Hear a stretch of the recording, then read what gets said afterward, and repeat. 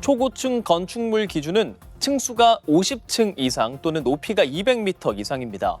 서울 송파구의 롯데월드타워가 555m, 123층, 부산 해운대 LCT 랜드마크 타워가 411.6m, 101층이 가장 대표적인 초고층 건물이죠. 네, 우리나라의 초고층 건물 지역별로 살펴보겠습니다. 서울은 27개, 부산 42개, 대구 17개, 인천 23개, 그리고 대전 8개, 경기 19개 등으로 전국에 140개소가 있습니다. 지난 5년간 18.6개소가 증가한 겁니다. 최근 5년간 초고층 건물에서 발생한 화재는 총 221건입니다.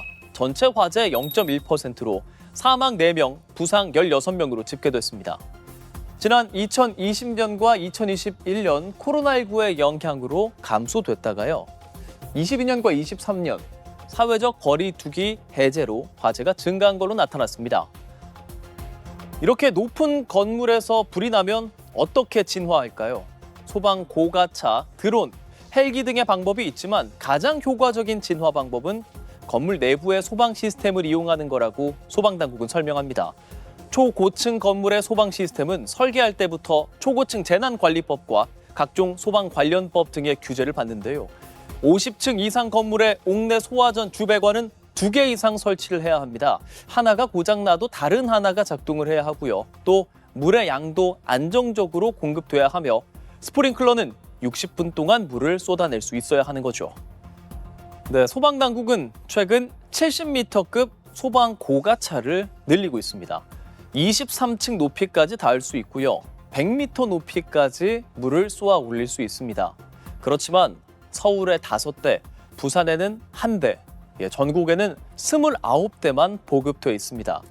그리고 그마저도 33층 이상 건물의 화재 때는 별 소용이 없다고 전해지고 있습니다. 자, 그럼 소방 헬기는 어떨까요?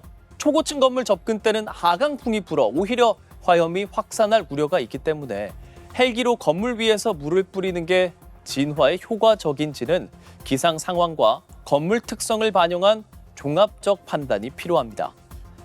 그리고 50층 이상 초고층 건축물은 피난층을 의무적으로 설치해야 합니다.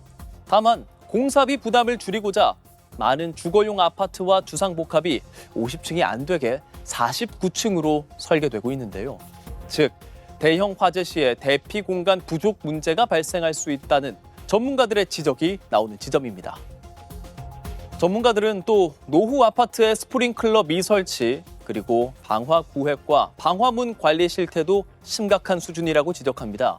현행 건축법에서는 방화문이 언제나 닫혀 있거나 화재 감지 시에 자동으로 닫히는 구조여야 하는데 현실에서는 환기 혹은 편의를 이유로 방화문을 열어두거나 고장난 채 방치하는 경우가 비일비재하다는 거죠.